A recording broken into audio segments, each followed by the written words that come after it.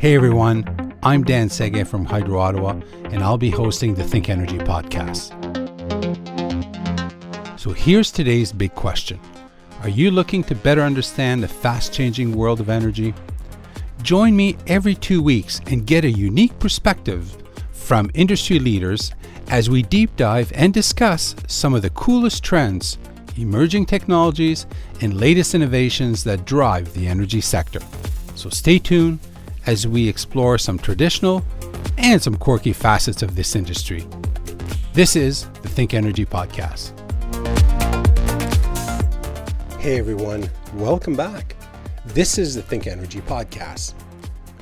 When we talk about electrification of transportation, we tend to think about electric vehicles, buses, or light rail transit. But there's another subset of electric transportation that is rapidly growing in popularity. With improvements to battery storage, we may just be entering a new golden age of transportation and mobility. Driven by a range of factors from climate change, technology, economics, and general consumer preference, the evolution of electric transportation is changing the landscape faster than we've seen in our history. Certainly, the awareness of our own responsibility to reduce our own overall impact on the environment is a significant factor. The accounting firm Deloitte says that 300 million electric bikes will be out worldwide by 2023, which is 50% more than today.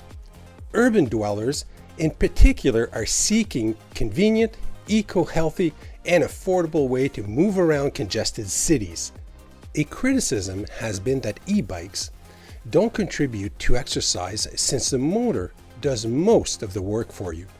But a new University of Boulder, Colorado study shows that using an electrically powered bicycle on a regular basis can actually provide riders with an effective workout while improving some aspects of cardiovascular health, especially for riders who were previously inactive. The researchers noticed improvement in the rider's cardiovascular health, including increased aerobic capacity and improved blood sugar control.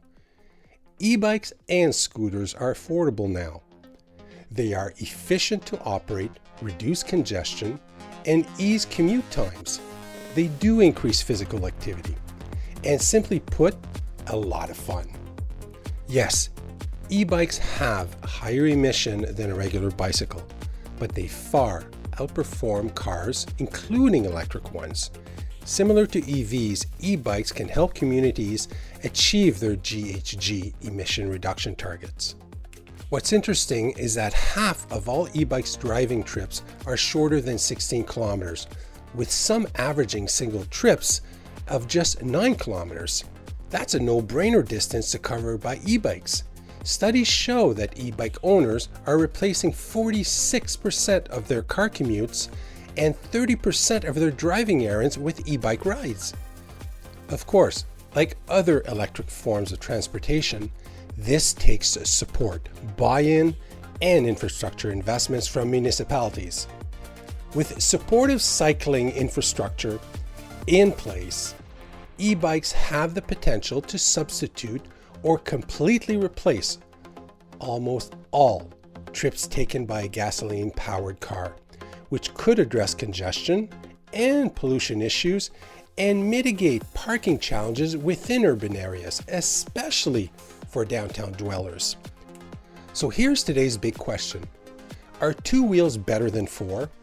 In addition to tackling some of the myth surrounding e-bikes, are they the greenest transportation option when it comes to urban traffic and environmental impact? Joining me today is a very special guest, Seth Weintraub, an award-winning journalist and blogger.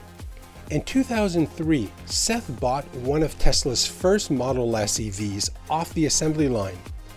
This began his love affair with electric vehicles and green energy, which he turned into Electrek.co.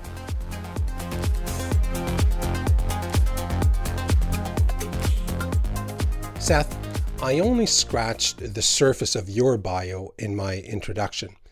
Can you tell us a bit more about you, your work, and why electric transportation technology and the environment means so much to you?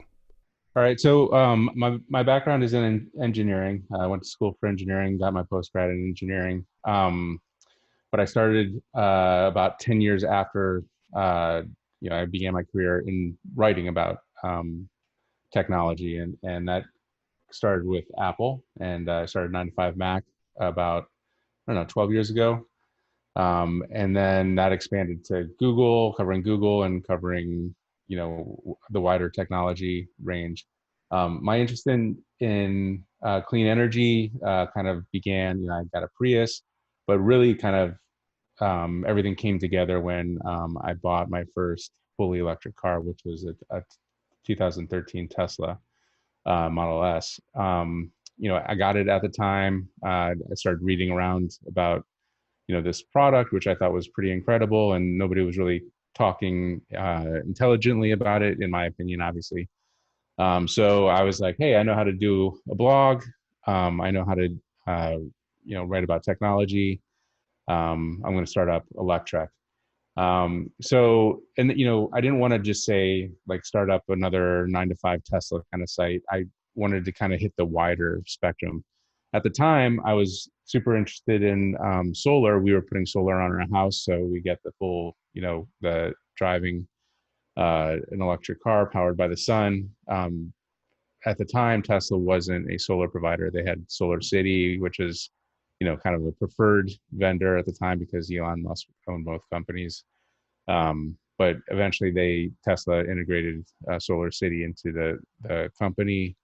And there's a lot of other solar platforms out there. So it's just a super interesting thing, and it's kind of scary if we don't kind of figure out the getting fossil fuels out of our energy matrix. And so it's not just solar and electric cars. We like to talk about electric bikes in a big way. We talk about boats and trains and every other form of transportation and energy usage.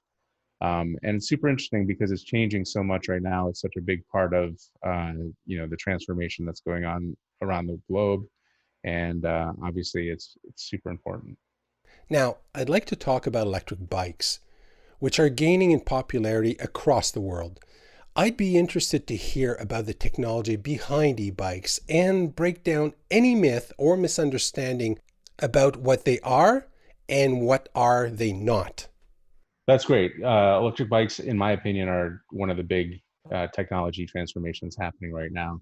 As a background, electric bikes used to be lead acid batteries, and kind of the change in cars from lead acid and nickel cadmium batteries to lithium batteries kind of worked its way down to electric bikes. So, 10 years ago, any electric bike you would find would probably be a lead acid battery. So big and heavy and kind of, not able to use the full potential of the battery.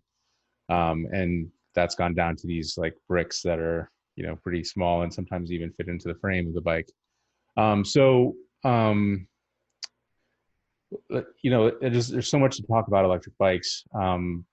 They started kind of in earnest about 5 or 6 years ago, becoming something that, everybody can jump onto. Why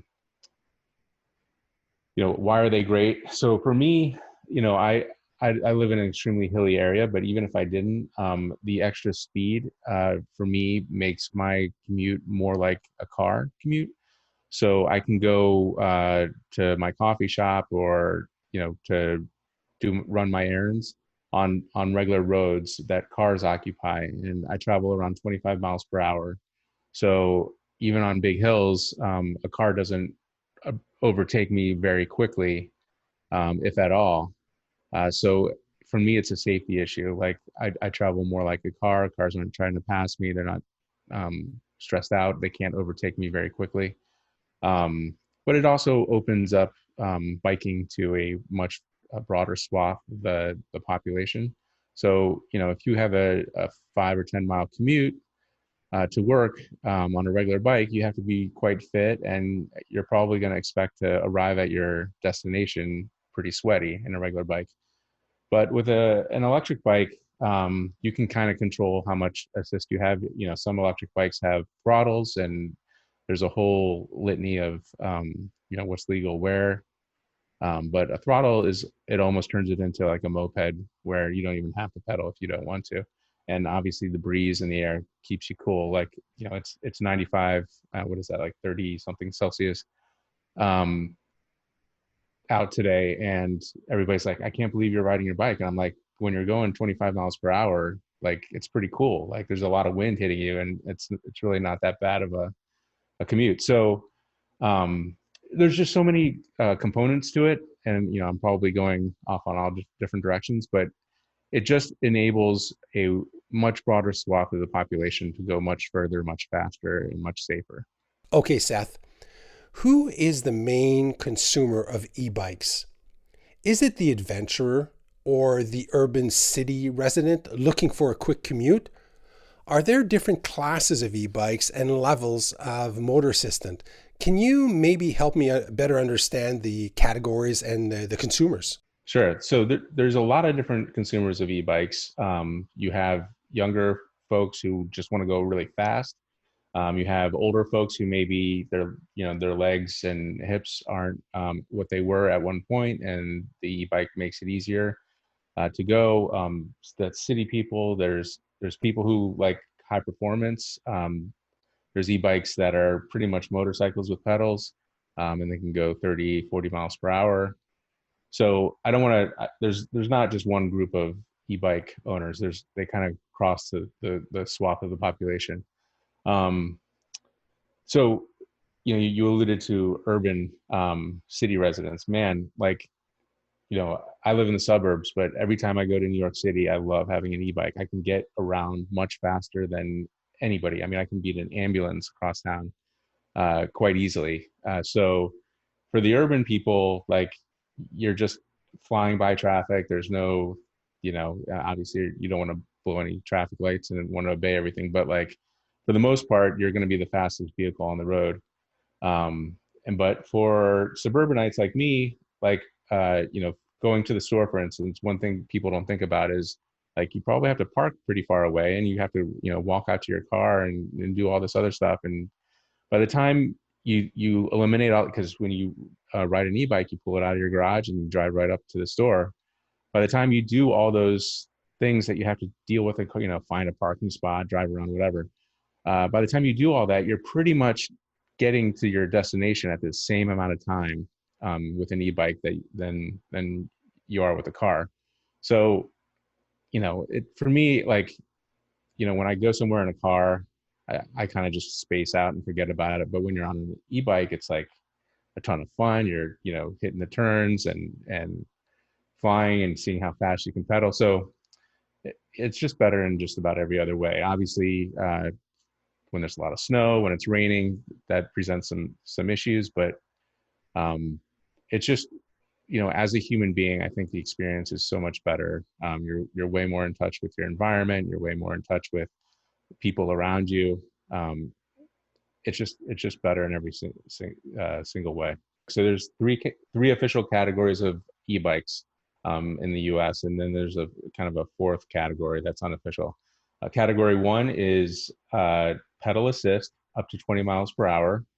Category 2 is pedal assist up to 20 miles per hour with a throttle. Category 3 is pedal assist up to 28 miles per hour. And then there's kind of an unofficial category 4, which is a throttle up to 28 miles per hour. And then, in the EU, they have a kind of a different kind of electric motorcycle-ish category up to around 35 miles per hour. Thanks, Seth. What's the biggest obstacle and or opportunity for the mass adoption of e-bikes? Does it take a municipality to build an e-bike movement? Or where does it begin? Do e-bikes offer a transit solution that can be seamlessly integrated into sustainable city features? I'm going to say, like, the roads, like, safety is kind of like the number one thing, I think, keeping people off of bikes in general. but e-bikes are certainly a part of that. Um, the, when bike specific lanes get put into cities, biking goes way up.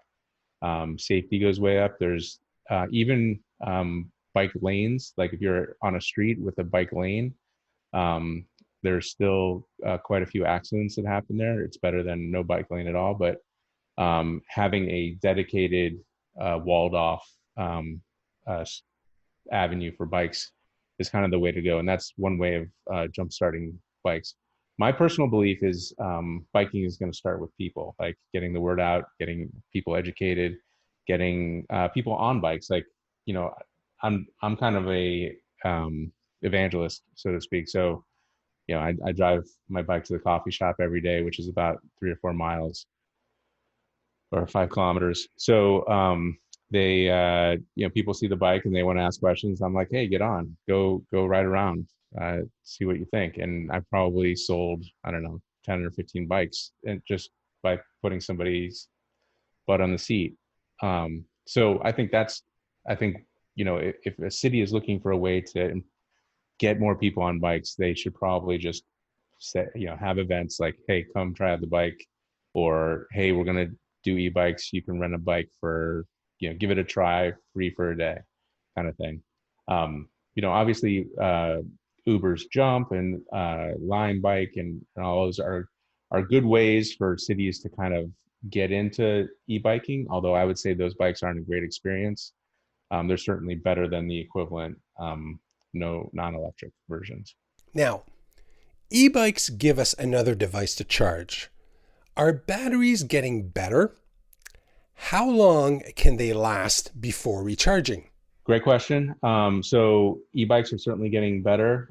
As batteries get better, the technology gets better.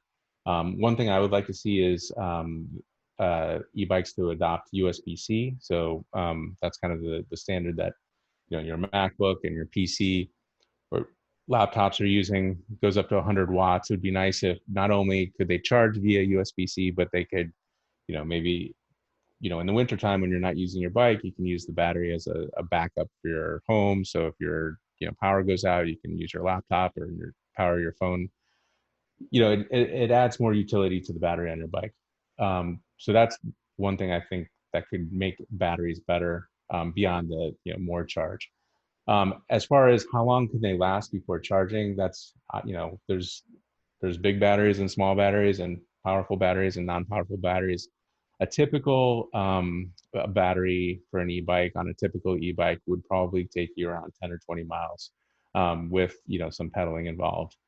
There's bikes that go up to 100 miles, and there's bikes that probably you have trouble making it 5 miles. So you're going to want to check that out. Probably check out a review maybe on Electrek to see what real world range bikes get. But the least expensive bikes out there, a bike that costs like $700 on Amazon will take you 10 or 20 miles. Here are two things I usually avoid talking about on this show: finances and weight. But I have to know, what is the cost range of an e-bike and how heavy are they? Now, having had to get one on a bike rack to a car, I can attest they're fairly heavy. Yeah, so they're certainly heavier. I think a typical one will weigh around 50 pounds. And that's off probably about double what a typical non-electric bike weighs. The good news there is you can kind of just pull off the battery in a lot of cases. So like if you're putting it on the rack, you can pull off the battery, which is, it'll bring it down to 35 pounds. You still have a heavy motor and some more heavy components that are going to make it a little heavier. But you can put the battery in your car while you're taking it out. So the cost range is another really tricky one. I mean, you can get very inexpensive ones down, $400 or $500, but those are the smaller tired ones, maybe the foldables, very low power, very small batteries. There's like 4 major North American, maybe 5 brands. Just off the top of my head, there's like Sondors, Evolo, Luna, Juiced. and probably the biggest one is Rad. Um, so those typically cost like I just bought my father-in-law a Rad runner for um, I think around $1,100 US, and that's kind of a base model bike. It's got fat tires.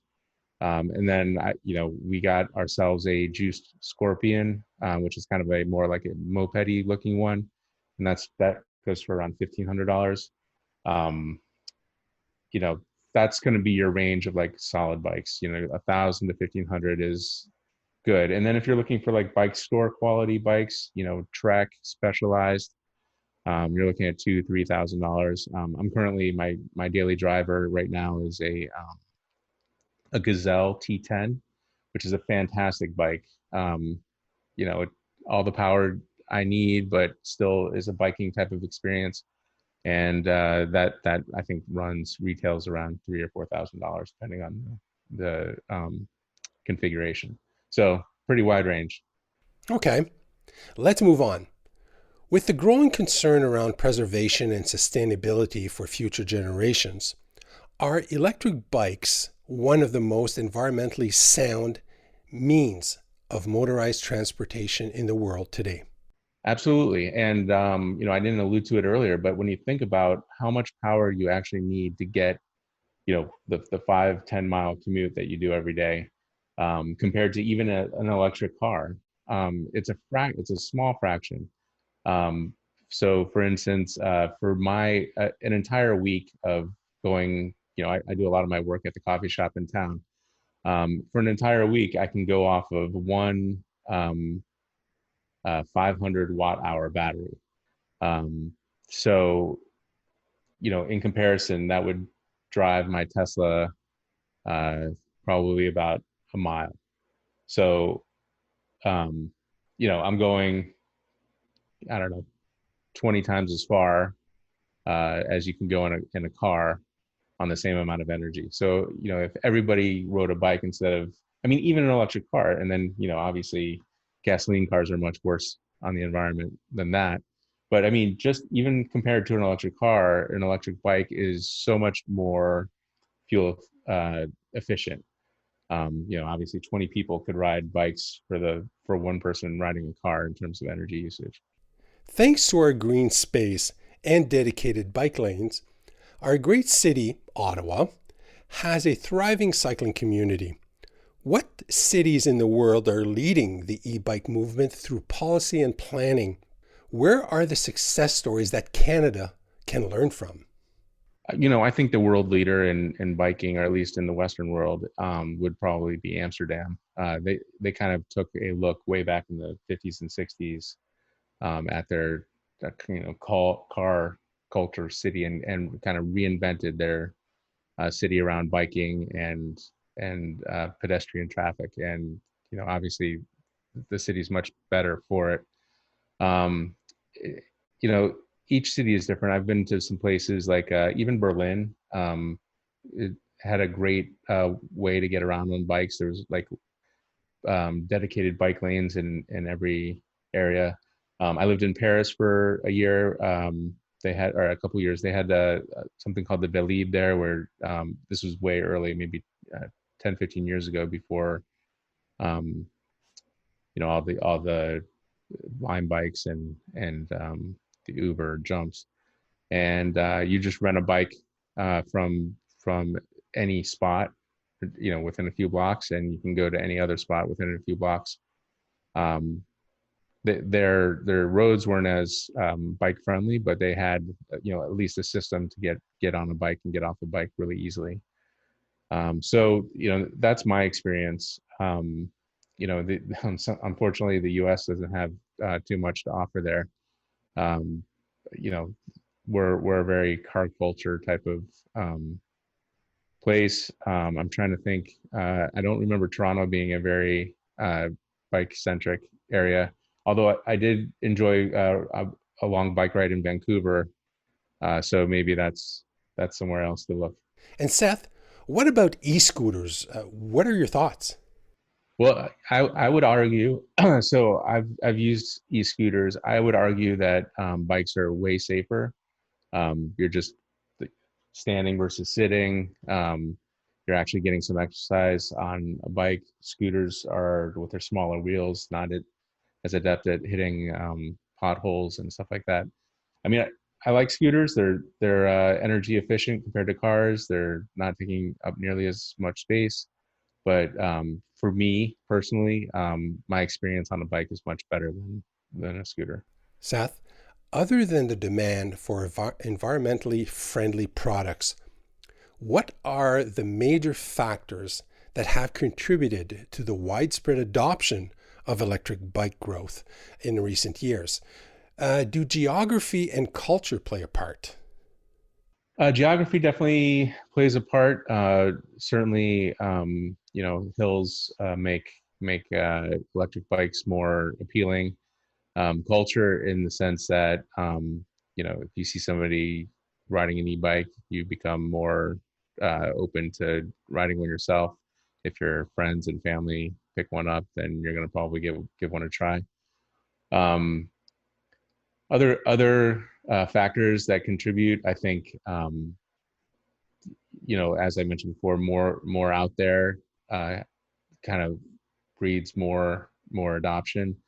And certainly like the technology getting better, the prices of really good batteries are coming down because of all the electric cars and other innovations happening. So it's a combination of things. I'm trying to think of other stuff. Hopefully, websites like ours are bringing electric bikes to the forefront. Maybe you're a Tesla person and you're like, hey, I like reading Electrek for the Tesla coverage, but there's all these really awesome e-bikes we see. Maybe I'll pick one of those up too and throw it in my trunk. Now, what's it like to ride an e-bike in traffic? Numerous studies identify the issues of safety as the key barrier to e-bike adoption. The two primary safety issues are one, the actual safety of the e-bike itself, including its higher operating range relative to a regular bicycle, and two, safely riding an e-bike on the road. Seth, how can these concerns be addressed, and what should beginners know? So that I agree with that. I think we talked about it earlier about safety being the probably the biggest barrier to e-bike adoption. If you are going to ride on roads, it's it so obviously speed kills. The faster you go, when you have an accident, the more likely you're going to get hurt. But the flip side of that is that if you're riding your bike and you're behaving more like a car, you'll get treated more like a car. So instead of riding, on the white line on the right side of the road, you ride in the middle of the road and you're riding the speed limit. So, if you're in a 25 mile per hour zone or 35 mile per hour zone and you're actually going close to the speed limit, cars aren't going to feel the need to overtake you. So you can kind of become one of them on the road, just kind of like a motorcycle would kind of think of itself as a road citizen. So that for me is the big difference. When I ride around town, or people don't try to overtake me because I'm riding the same speed as cars. Um, Obviously, when somebody sees somebody on a bike, they're in the car. Their first thought is, "Oh crap! I got to figure out a way to get around this guy." But if I'm riding in the middle of the road and I'm going the speed limit, there's really no reason to try to get around me, and they just kind of settle in behind me, hopefully. Okay, Seth.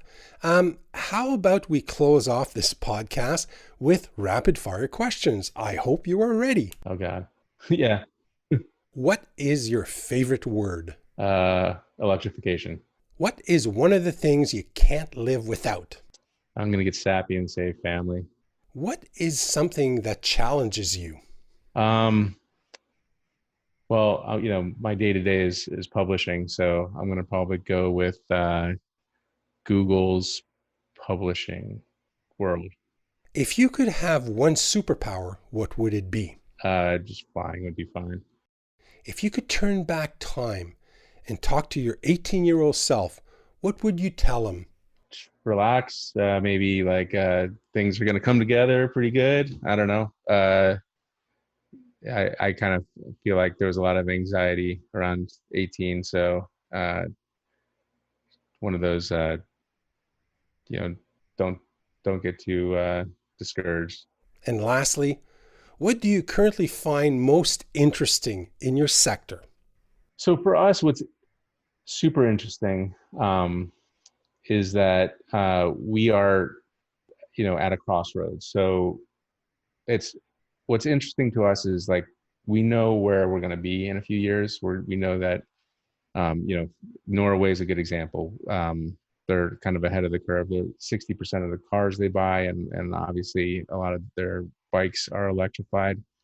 We know we're going to get there, but it's always interesting to see how we're going to get there. It's interesting watching people's minds change. I was at a socially distant dinner party last night, and somebody who I had no idea was interested in electric vehicles was like, yeah, I got to get an electric bike, and I know my next car is going to be electric. And I was like, oh, this is kind of going mainstream now. So that's kind of what's super interesting for me. Well, Seth, we reached the end of another episode of the ThinkEnergy podcast. Last question for you. How can our listeners learn more about you? How can they connect? So visit electrek.co. I'm there. We have a podcast every Friday. And I'm LL Seth J on Twitter. That's kind of my outlet of choice for non-story items. Again, Seth, thank you so much for joining me today. It was a lot of fun. I hope you enjoyed it. Cheers. Thank you very much. I really appreciate it. Thank you for joining us today. I truly hope you enjoyed this episode of the ThinkEnergy podcast. For past episodes, make sure you visit our website, hydroottawa.com/podcasts. Lastly, if you found value in this podcast, be sure to subscribe. Anyway, this podcast is a wrap. Cheers, everyone.